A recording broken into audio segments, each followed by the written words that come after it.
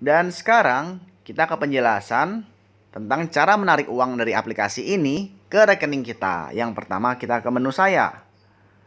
Lalu kita klik informasi pribadi. Lalu kita klik akun bank.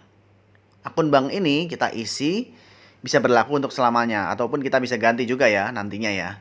Nah, lalu kita isi ya nomor akun bank kita, nama bank kita, dan nama penerima. Seperti itu.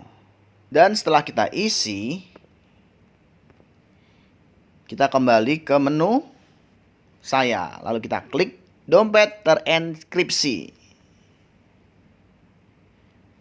Nah, ini kita bisa tarik berapapun yang kita mau ya.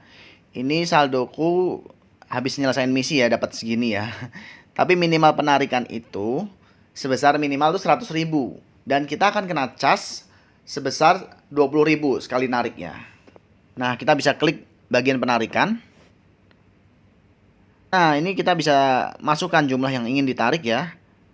Berapapun yang ingin ditarik bisa. Tapi minimal penarikan 100.000. Misalnya segini.